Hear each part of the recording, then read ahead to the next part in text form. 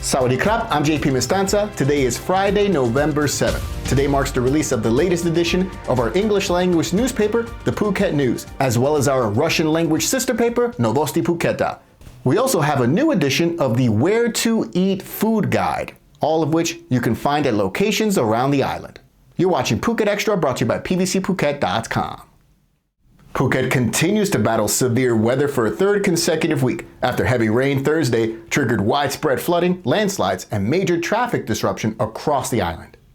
Patong was already waterlogged for overnight downpours when Governor Saransak Srikruanutra issued a renewed weather warning in the morning, urging residents to be on high alert for flash floods and landslides through to November 10th, this coming Monday. Flooding persisted in Patong, Rawai, and other low-lying areas. On Patong Hill, a minor landslip on the east side brought down a tree and power poles around 2:30 p.m., mirroring a similar incident just days earlier. Traffic ground to a halt until emergency crews cleared the road, which was fully reopened around 7:20 p.m., in which soil and mud swept across the Kaukad Aoyon Road, requiring heavy machinery to restore safe passage. Karon municipality issued urgent alerts to residents near the Knackered Hills, warning of potential landslides and preparing an evacuation shelter at Kata School. Last night, the Disaster Prevention and Mitigation Office reinforced heavy rain and landslide warnings via emergency alerts, while acknowledging not all users appear to receive them. Authorities are inspecting drains, waterways, and known risk zones, with teams on 24-hour standby. Residents and tourists are urged to stay vigilant, avoid hazard areas, respect red flag beach warnings, and call the 1784 hotline or Phuket DDPM numbers if they need assistance. For more, visit thephuket.news.com. 4 foreign tourists are safely back on shore after their speedboat ran aground on rocks off Koh Mai Thon amid rough seas on Thursday night.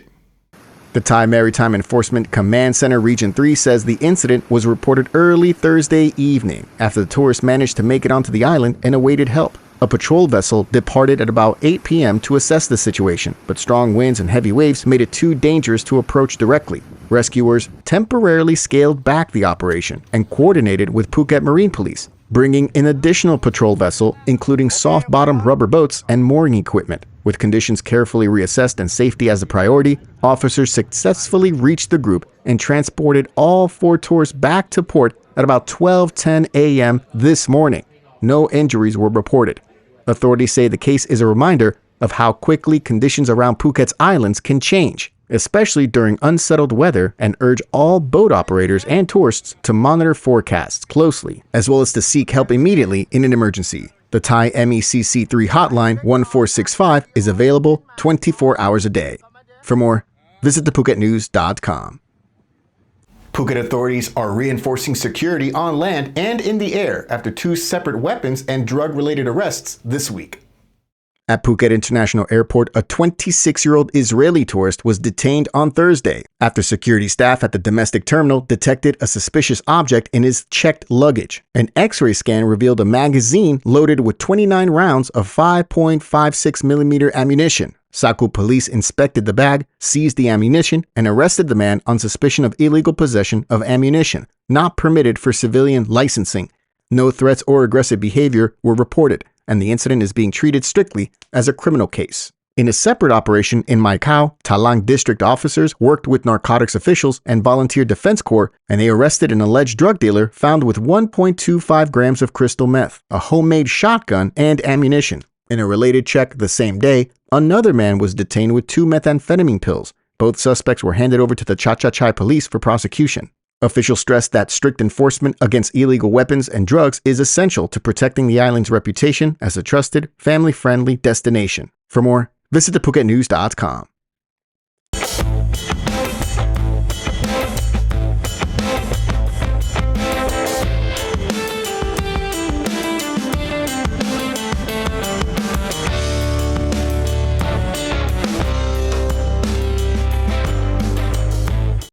Authorities in Phuket are again confronting the ugly side of wildlife exploitation after a repeat offender was arrested for using a slow loris as a photo prop for tourists in Karon. Karon police confirmed that the woman, already facing legal proceedings from earlier cases, was detained once more on Thursday night at Karon Night Market. A joint team led by Karon Deputy Mayor Trin Tipmonkon and officers from Koh Prateo Wildlife Sanctuary found her presenting a slow loris to a foreign tourist for paid photographs. She's been charged with illegal possession of protected wildlife under the Wildlife Preservation and Protection Act. Police say her case will be forwarded to prosecutors and further investigations are underway to identify any associates. The slow loris will be transferred to the Phang Nga Wildlife Breeding Station for rehabilitation, with the goal of returning the animal to the wild. Officials stress that this is an ongoing problem, highlighting weak deterrence and low awareness. Phuket MP Chalampang Sangdi reminded visitors that every cute photo fuels animal suffering. Many lorises are snatched from the forest, mutilated, and forced into unnatural conditions. Officials are urging tourists and residents in Phuket and across Thailand not to support wildlife photo props and to report suspected offenses to the Department of National Parks hotline 1362. For more, visit thephuketnews.com. Thailand's hosting of Miss Universe 2025 has been overshadowed by escalating controversy, raising uncomfortable questions about how women are treated on one of the world's biggest pageant stages.